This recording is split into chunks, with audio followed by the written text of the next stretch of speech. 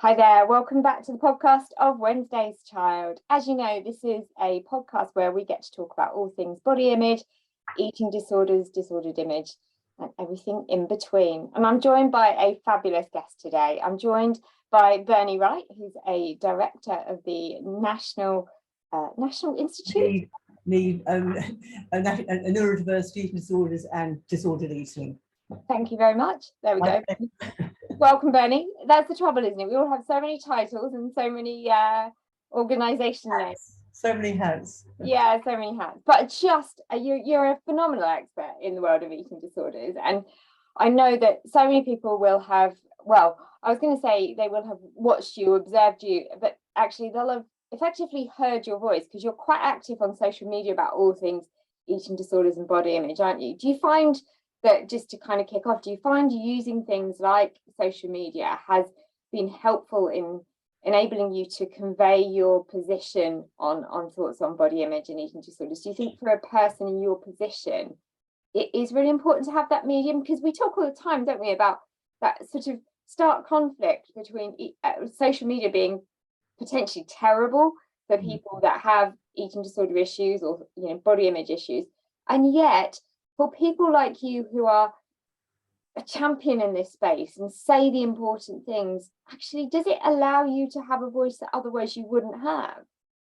I think it's absolutely brilliant, Debbie. I also think it can be a really harsh place to be in. I certainly have struggled over time. Mostly for me, it's been absolutely superb because it's getting people's knowledge out there. It is getting trainees and getting people working with us to train in this field. And I cannot tell you how many people are actually trained from social media alone, which is absolutely amazing, fantastic. So let's talk a little bit about that training career, and so the work that you do to train more people into understanding about eating disorders and specifically around issues around neurodivergence, people in bigger bodies. Where did it all begin, Bernie? Like, how do you fall into that space? Okay, Debbie, well, I'm a bit of a dinosaur in this field, to be absolutely sure. And I'm going back in my placement years and years ago. I was working with a young person for, I would say, probably 2 years of my placement the whole way through. And it wasn't until the end that I asked the question, was there anything I could have supported you with, which was far too late to have asked that question.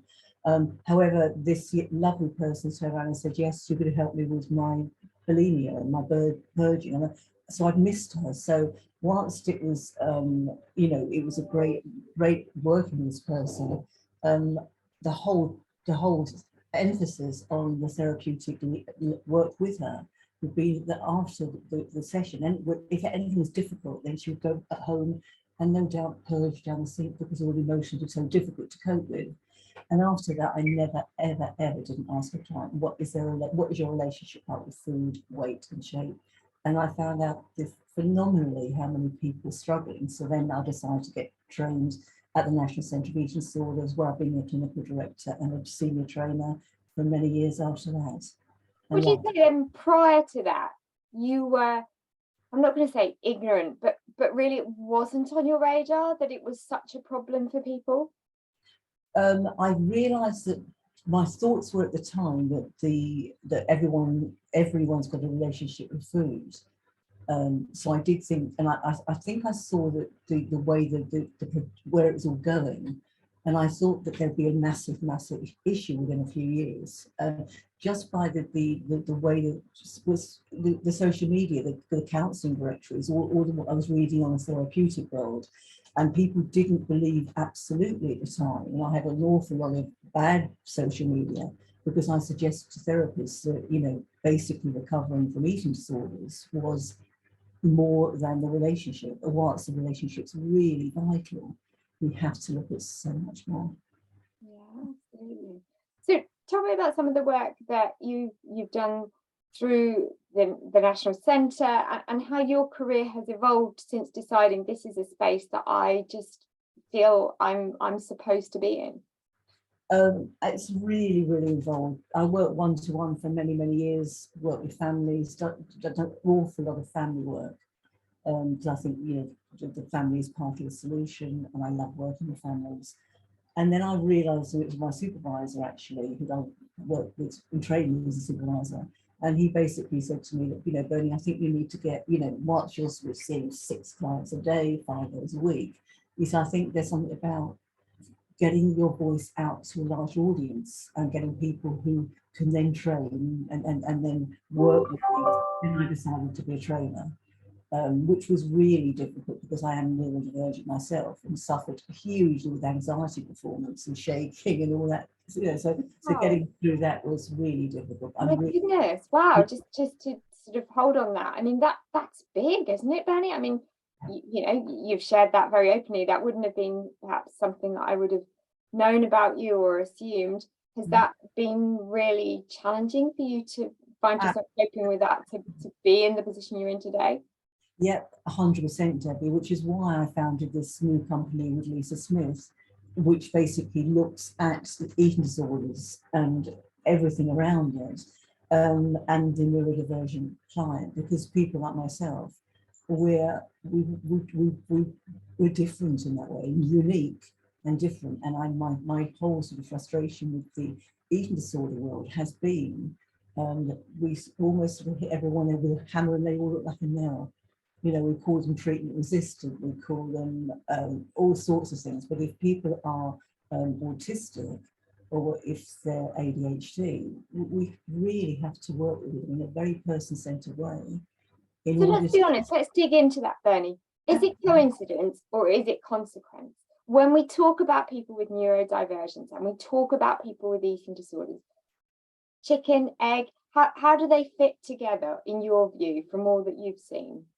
Yeah, that's a fascinating question, and it's where does one start and where does one finish? And a lot of people who are autistic, for example, it was never often, and then it does us if people are asking and trying desperately to fit in, and they may well think if I'm thin, if I'm slim, if I'm like the thin popular girls, then people will accept me and I find life easier, and they almost fall into it. But with a lot of people autistics, it's not about the weight and the shape, although it can be, of course it can. And it's about, and with ADHD people, it's a case of working with them. So that, because with ADHD people, they you know, I'm ADHD. So it's something about, we want it now. So in recovery, we're asking people to do it in a way that means they have to hold the brakes and persevere, and that's a big ask for people who are ADHD. So we have to really be extremely mindful, which I'm really passionate about, like working with the individual as they present to us, and to get into their shoes, and for us to fit into their world, not for them to fit into ours. That's where I think a lot of times we do go wrong, Debbie. We really do. But how important are the labels or identifying that new neurodivergence formally? Because I often get people that mail Wednesday's Child and say, I suspect that my child may have ADHD and the eating disorder is a part of that. Should I get a diagnosis? Should I be pushing my doctor to allow us to go through all the process of it? Would you say to any parent that's listening to this who thinks that their child is on the spectrum in some way, is it helpful either to the eating disorder recovery or just for that family's status of mind in understanding that young person? Is getting a formal diagnosis something you would push every family to do? It's extremely hard because the actual assessment process is so overlooked. It's difficult, and yes, because it's vital, I think, because they then will get the support they need. I mean, I really think about labels. I'm really disinterested in labels, Debbie. I mean, people come to me with all sorts of labels. And for me, you know, the person is a person, and that's what we're going to work with, you know, how we can support.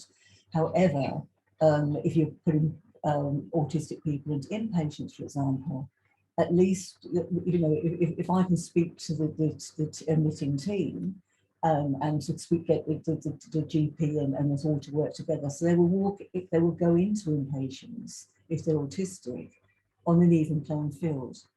So they're not going to necessarily be shoved into group therapy, which is excruciating for so many people who are autistic.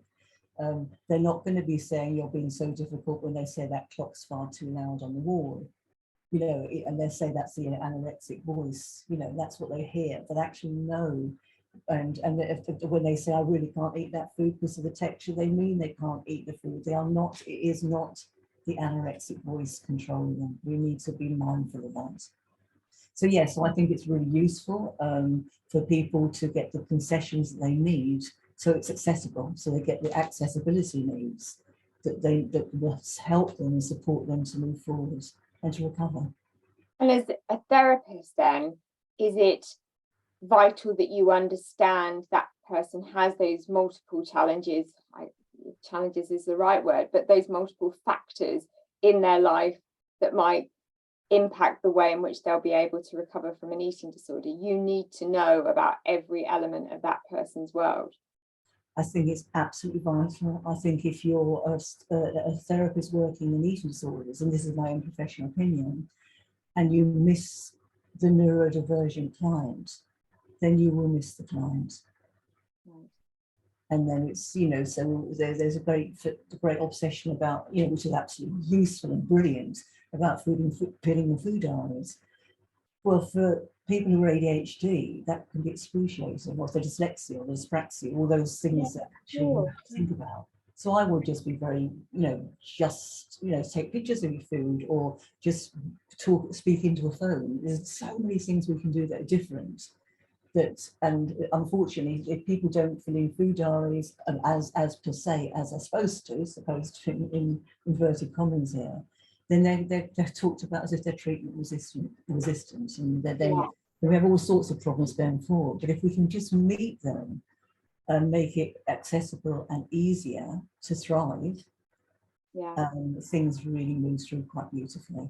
You're saying some things there that really sort of leap out for me there about even, you know, like meeting someone on the path that's right for them, not asking them to completely replace the toolbox altogether. It's about saying what's in your toolbox that works for you because of the individual you are. What can we add to it, and what perhaps is more harmful that you've been told about previously that's been put in your toolbox by a previous therapist or some age-old you know, opinion or experience you've had, that we could tweak that to make sure the backpack of survival pack that you're carrying is right for you as the individual. That's a great way of putting it, Debbie. The backpack of recovery, the backpack for thriving, is so vital that we just meet people, you know, where they are, as they are, not as we are. And that's where I think that we go so badly wrong.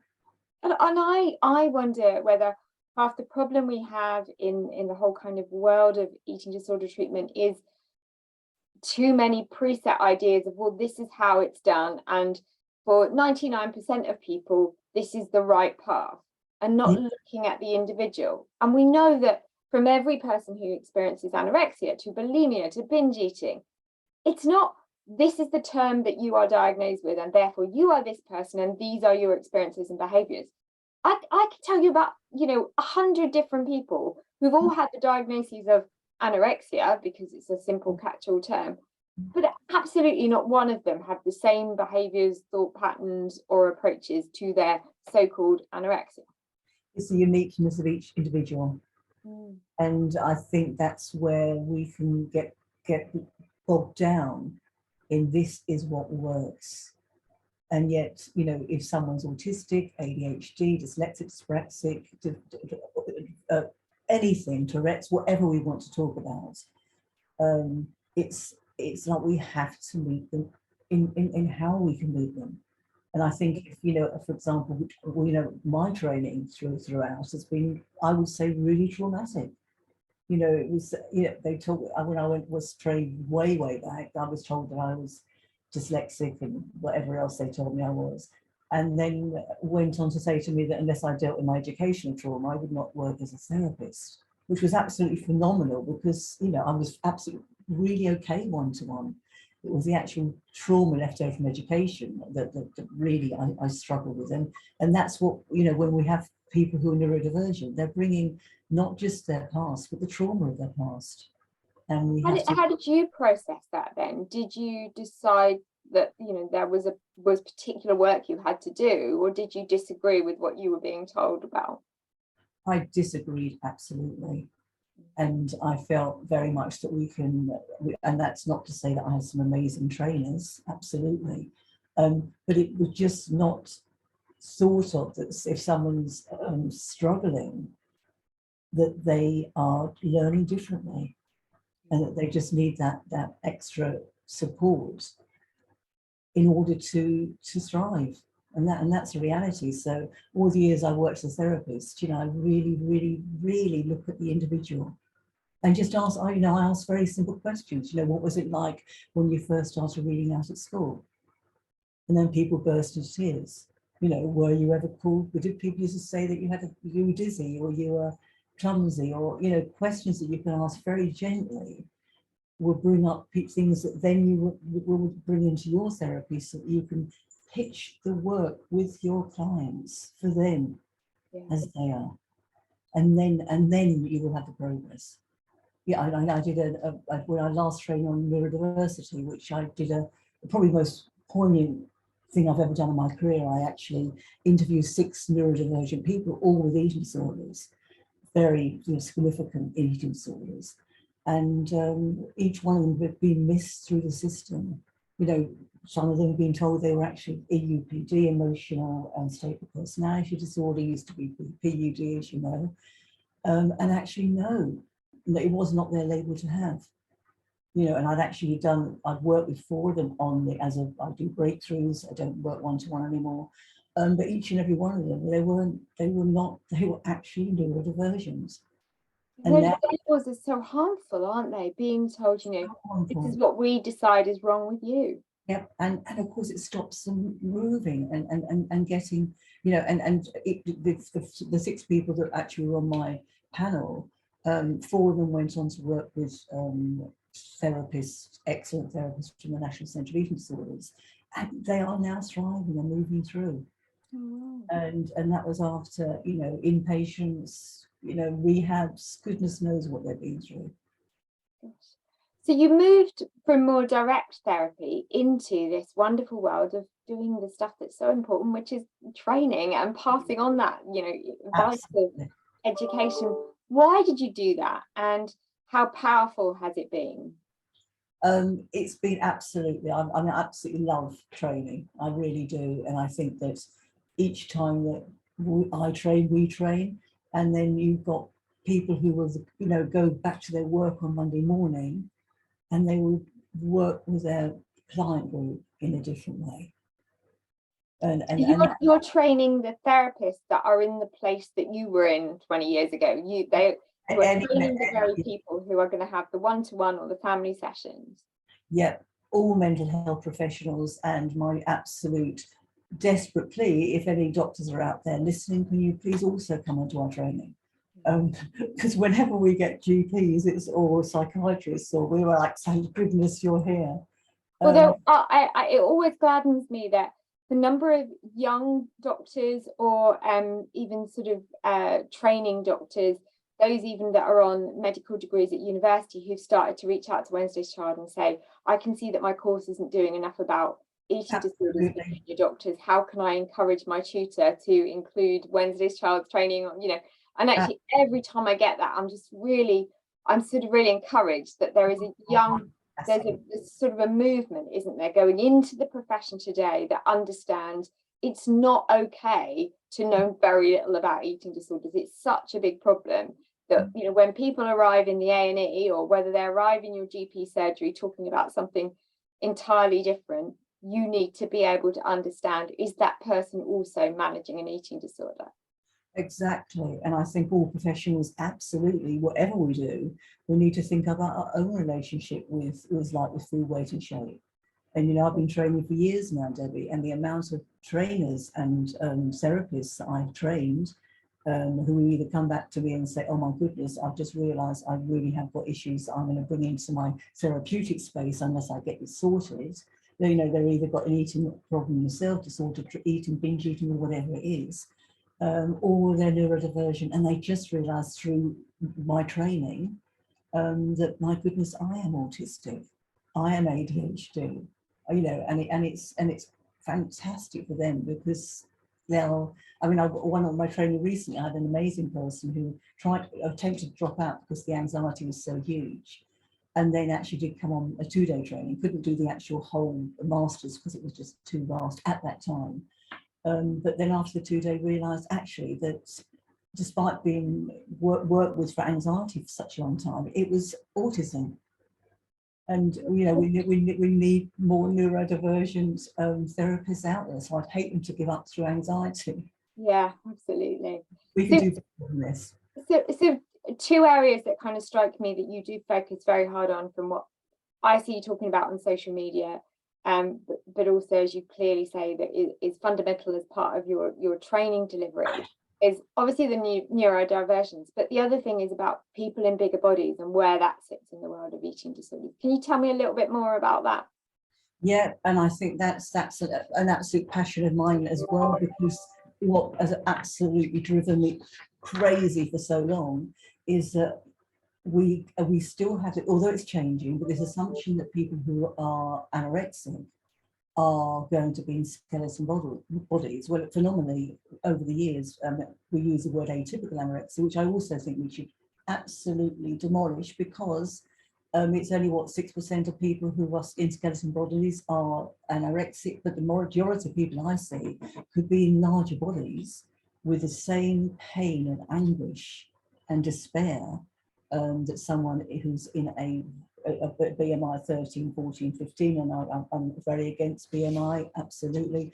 However, it's important that we understand that despite whatever body size people are, their anguish and their pain is absolutely really, really substantial.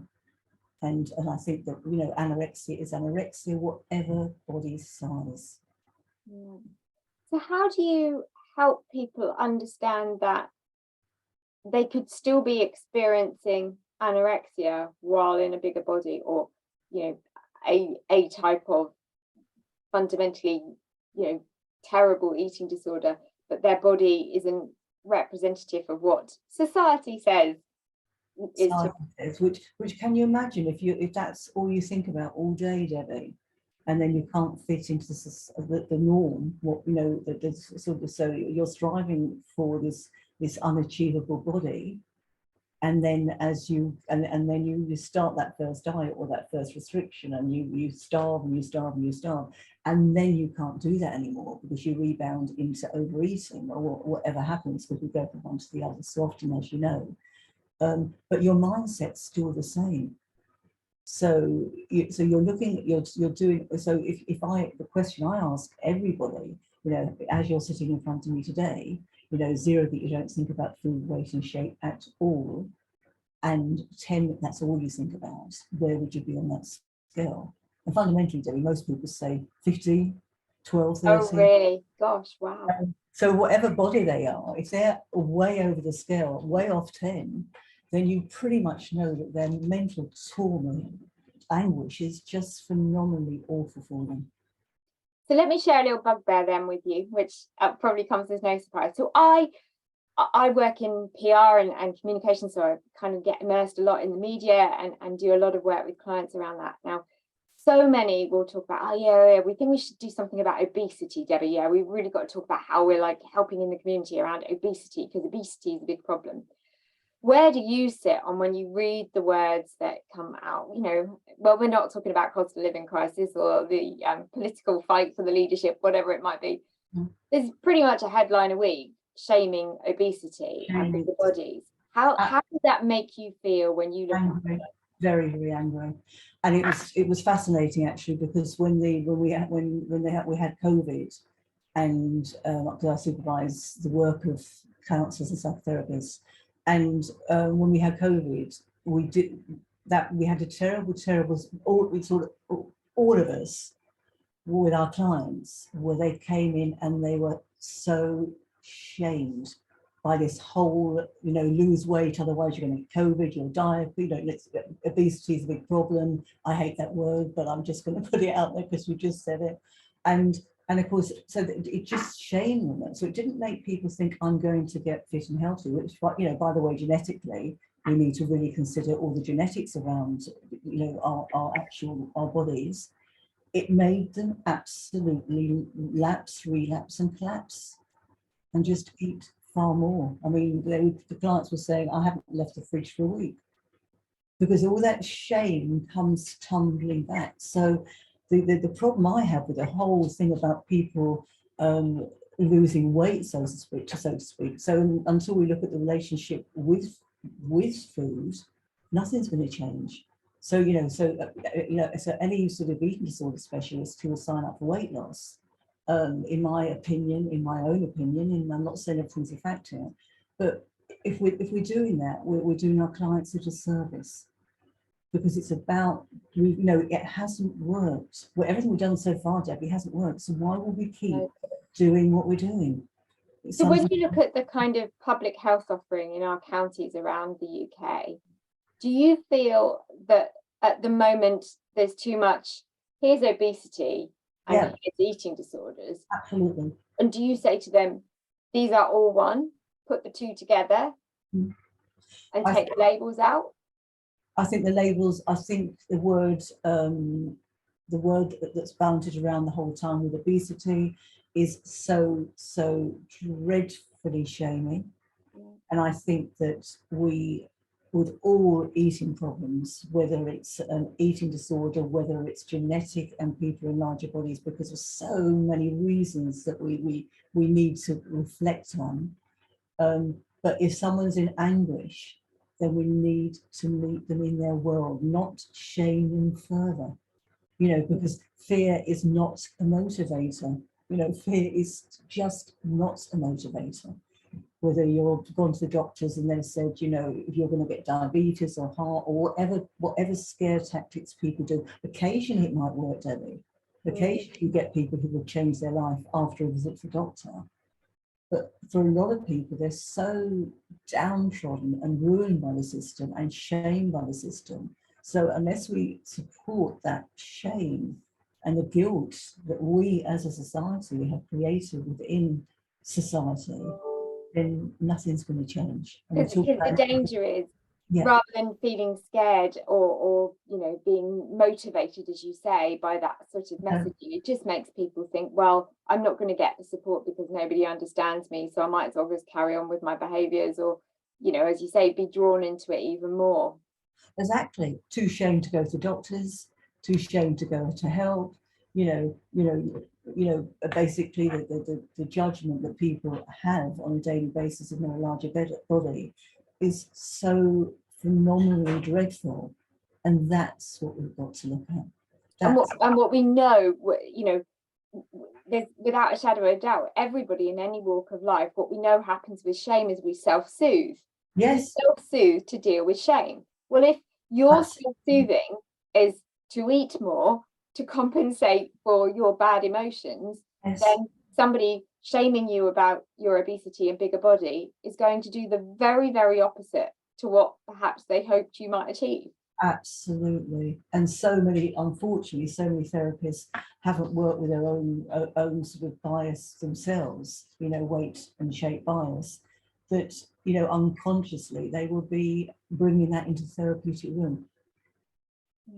We have to know our own demons before we can actually work with clients. And is that a big part of what you work on with the training? You're looking also at kind of making the therapist think about, where are they coming from? Where are they in their journey? What are their self-beliefs? Yeah, absolutely. I mean, I will when I'm training, I will introduce the word obesity at the beginning. I will never use that word again. So it's about, and by the time people leave the training, then they have got a very different idea of their own relationship with food, weight and shape, which is vital. And also that the stigmatization of people in larger bodies has been what, in my opinion, has kept everything still rolling along. So nothing's going to change unless we deal with the stigma, and we deal with the guilt and the shame of what the shame and the guilt that we as a society have inflicted on society. And until we change that, Debbie, nothing's going to change.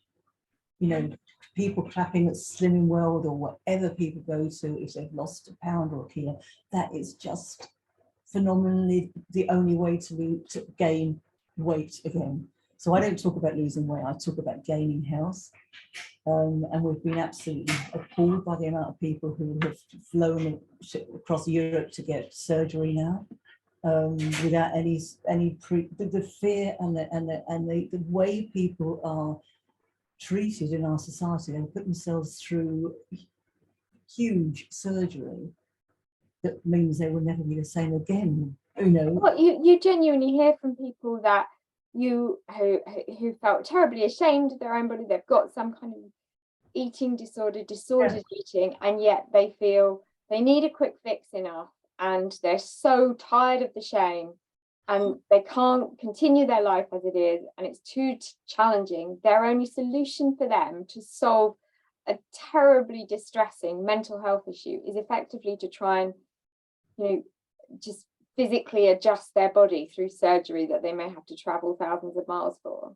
Exactly, without any pre-advice, pre-support, without any counselling, without any nutritional input. I mean, it is absolutely so sad. So basically nothing changes if they've got an eating disorder mindset and they haven't had their eating disorder supported. Nothing's going to change. But what we guarantee over a couple of years, they may cross-addict to alcoholism or substance abuse or whatever. And then within a couple of years, the weight goes back on again, and then they feel even worse. I mean, heavier shame because they haven't managed to be a triumphant victor in this fight. A great way of putting it, Debbie. So a heavier shame and a heavier body, and what can well be the disruption of such a huge risk to take to their health. So as someone who is so vocal, such a champion, and who people really hear, and I want you to kind of take that from me, because, you know, I sometimes I get so frustrated by Twitter, as I'm sure you do. There are a lot of voices in our space who just shout out for the sake of it. And as again, like saying that I work in the world of PR marketing, I'm often saying to people, don't forget, social media isn't like just a one-way broadcast machine. You're supposed to also listen, and you're supposed to hear what other people say. You know, you've got 2 ears and 1 mouth for a reason. But so social media can be kind of challenging, but, you know, I genuinely say and mean when I kind of reference yourself and the things you say and the way people engage with you. You really are someone that people listen to. So using this medium today as we talk about where we are now in the world of eating disorders and where you, Bernie Wright, would like us to be and what needs to happen. I know it's probably going to be really hard to encapsulate, but can you kind of give me a sense of where do you think we need to be, Bernie? If you're writing the manifesto of eating disorder support for the next 10 years, what are critical to achieving that in the next decade? But everything so far hasn't worked. You know, the epidemic, or whatever we want to call it, and I hate that word, is not diminishing by any, it's actually increasing. So it's something about doing it differently. You know, if we keep doing what we've always done, we'll always get what we've always got, and worse, won't we, as we all know. Yeah. So it's that working with people in a very different way, you know, talking about the relationship with food. You know, what is it all about? It's so much more than calories, it's so much more than weight. And there's something about also the early interventions, which absolutely I am aghast, I'm sure, as you are, and how people suffer within the system for eating disorders, when basically I don't understand why, you know, I don't understand why we can't get people when they are at that first point of eating disorder taking over. And I was very, very sad through the pandemic, because people like me who work privately, although I have worked low cost and no cost, but people like me who work privately, parents who could afford it, their children came to people like me at the beginning of the pandemic as it all became escalating totally out of control with eating disorders. And they were in and out really quickly because the parents could afford it. And that should not be happening. That is so wrong. That's so wrong, Debbie. And yet the people who went through the pandemic and came out 2 years later, their eating disorder was entrenched in a way it never had to be. And that's why we put, so we wait until people are so ill that they then have to be taken in, often against their will. They are so ill. And then what it makes people who are atypical feel is they've failed at being anorexics. They have to work hard and starve themselves in order to fit the criteria. And yet, if we put the money in right at the beginning, we wouldn't need to spend all the huge fortune we spend on inpatients and beds and revolving door patients. It does not need to happen. And potentially make it a lifelong legacy for that person, Yes, because, you know, exactly. it's been left to get entrenched for too long. Exactly. Actually, unpicking their behaviours is so much harder. Yes. Which goes back to why it is so vital that the GPs, the frontline A&E person that spots something, yes, the sooner they step up and say something, rather than saying, yeah, but the BMI isn't quite low enough, so, you know, you carry on for 6 months and we'll give another look, and if you're still, you know, still struggling. But how can you convey distress in eating behaviours in the context of a number? You can't, you know, it's just not. The anguish at someone with a BMI 20, 21, 22, 23, if they're atypical anorexic, is you're asking people to suffer. You know, you wouldn't say to someone who's got cancer, just come back in a year's time when you really are ill, and then we might see if we can do something for you. But what we're going to do for you, I mean, by the time we're going to do it for you, it's even more entrenched. And the likelihood is that this will happen again and again and again. I mean, it doesn't, to me, Debbie, make any logic at all. Does it make sense? I've had a referral actually just this week from a 54-year-old who said she first became anorexic at 19. And she said, whether I'm a failure or not, I have never once, since the age of 19, been of a BMI and a severity that my doctor has felt that I need an inpatient stay. So here I am at 54 saying, can you help me privately? 54. You know, for 30 odd years, this person has been living with shame, anguish, distress. That's not a life fully well lived. You know, think of all these people who've had compromised lives, and what I mean so many wonderful, talented, creative, I know, just people-friendly people that suffer this excruciating illness. And if only they could be put back to their optimum quicker, instead with a lady like that might have gone on to have a fabulous career and, you know, family life, instead for 30 years she's lived with shame and been told by her doctor every time she's had the courage to put her hand up and say, still struggling with this anorexia malarkey, they've said, yeah, but you know, you don't meet the criteria. And can you imagine, Debbie, that 54-year-old person who has woken up every morning for most of her life, and all she has woken up thinking about is what she will eat, what she won't eat, how won't she eat it, how many calories have I eaten, how much can I run this off, where can I vomit, where's my safe foods? I mean, and the hurt she feels, the isolation. She was saying in her extended message to me about how friends and family have turned their back on her because she's never sorted herself out. Yeah. So she's like a ghost in her own life. It's like, how terribly, terribly sad is that? And I see it and hear it all the time.